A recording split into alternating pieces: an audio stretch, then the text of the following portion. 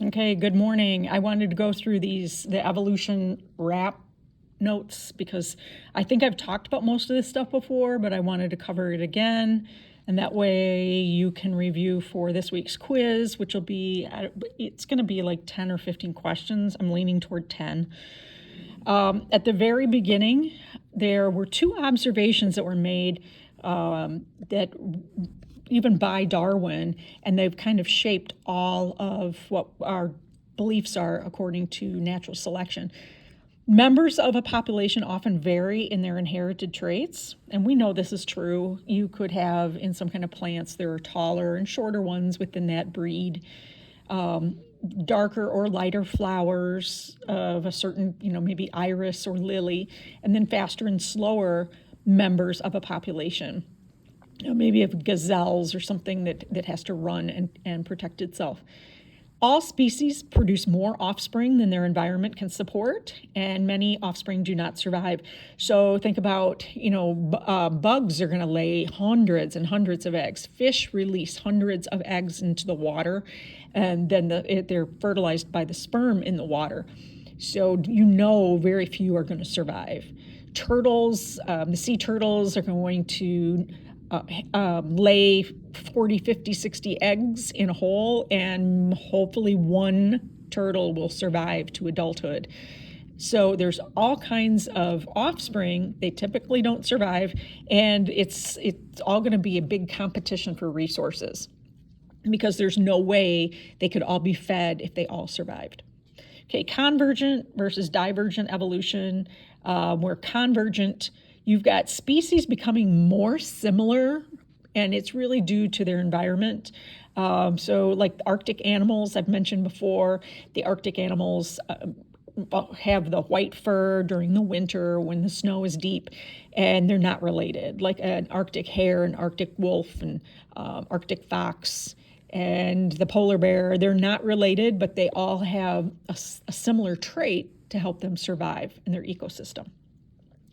Evolution of individuals with common ancestry. So divergent, you take something they have a common ancestry like wolves, coyotes, and dogs, and they become more distinct and separate over the years because of different selective pressures.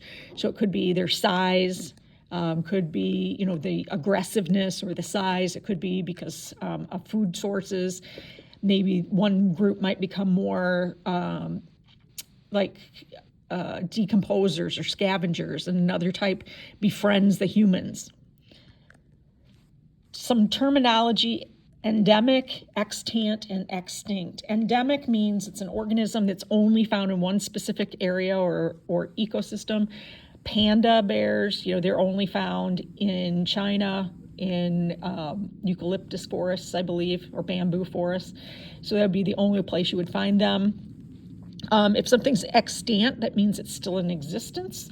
So even though alligators, seem to be a very old organism, they are still in existence. So we can talk about them, that they're surviving. Extinct means when the members are totally out of existence of a species, or there's so few of them that you can't count on the population to be considered viable. Because if you have 6 left they actually have these out west, some little mouse thing, and we've been breeding them and trying to bring them back, bring this whole species back. So what they're actually using is frozen eggs and sperm from like the 1970s and 1980s, because there's so few of these little organisms that can keep producing. Polyploidy. Poly means many. Polyploidy means when an organism has more than its normal sets of chromosomes. Like we have a set from mom and set from dad, and all organisms that are produced sexually will have these 2 sets, one from one parent, one from the other. If you have more than that, it's called autopolyploidy. Well, in general, it's polyploidy. If you have extra copies of your own DNA or from your own species, autopolyploidy. Auto means self, like autograph is your self writing. Automobile is what you drive, yourself. So kiwi and banana, strawberries, those all have extra sets of chromosomes, but they're from their species. If you have extra sets from other species, it's allo or other, allopolyploidy, more than 2 sets of chromosomes from different species. Typically the wheat that we eat is like that.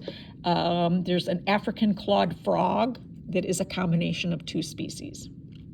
Hybrid zone. It's a geographic region on the planet where different species can meet. They also are able to mate, and they are able to produce some mixed offspring. So this would be an unusual area that maybe, one type of prairie chicken lives in a forest and one type of prairie chicken lives in a grassland, and at the edge where the grass meets the forest, you've got some of those members that intermix and intermingle and have mixed offspring. All right, now let's see if I can get this to stand up. Okay, types of selection. I know I've talked about these before, so I'm just going to talk again. There's directional, stabilizing, or disruptive. With directional, think about you're going one direction or the other. You're going all the way to one end of the spectrum or the other. So maybe in the desert, this particular desert is just a lot of light colored rock and sand. So this directional preference will be toward tan or lighter colored mice. Darker mice are not going to be able to survive. Stabilizing, where something with the medium value or the intermediate value is able to survive. So birds may be on an island and there's a lot of tiny seeds there. If you've got small beaks, you maybe cannot eat those, or maybe you've got the kind of beak that needs to drink nectar, then you can't eat those tiny seeds or those medium-sized seeds. If you've got the large beak and you crack open nuts, then you can't eat those medium-sized seeds either. You don't have a way to pick them up. So that would be that intermediate size of beak. The medium beak would be the best fit for that area. Now, disruptive, the 2 extreme traits are the ones that are the most important. So maybe you're in the city and you're some type of bug or moth, and some of the buildings are kind of a tan color and some are dark brown. If you are tan, you can blend in with the tan colors. If you're dark brown, you can blend in with the dark brown. And if you're in the middle, you don't blend in anywhere, and the birds see you and the birds eat you. Okay. Reinforcement is when you are strengthening reproductive barriers. Remember, there are barriers, they're prezygotic and postzygotic. And remember, this is strengthening this whole problem of hybrids not being able to breed. For instance, the more donkeys and horses are crossed, the stronger this becomes for mules, because the mules cannot interbreed. There's a fusion or weakening of the two barriers. Stability is when they continue producing hybrids. So donkeys and horses would be an example of stability within reinforcement, because they remain different. Fusion, they would become more similar. And it's a weakening of those barriers. All right, species again, because it is so important that you know you have a definition of species in your head. It is a group of interbreeding organisms that can produce fertile offspring. Natural selection, that's another really important concept for this unit. It's a process where individuals with certain traits tend to survive, and they reproduce at higher rates than the others due to those traits. So in a herd of gazelles that have to run away from the lions or whatever's going to eat them, the faster gazelles are going to be at the front of the pack. They're going to survive because the lions can't catch them. The slow ones at the back of the pack are going to get caught and eaten. If you're caught and eaten, you can't reproduce. So that means the fast ones at the front end are the ones that survive. They're able to reproduce, and their offspring are also going to be fast, and they're going to survive. All right, so there's not a lot of stuff. I'm probably leaning toward 10 questions. Okay, bye-bye.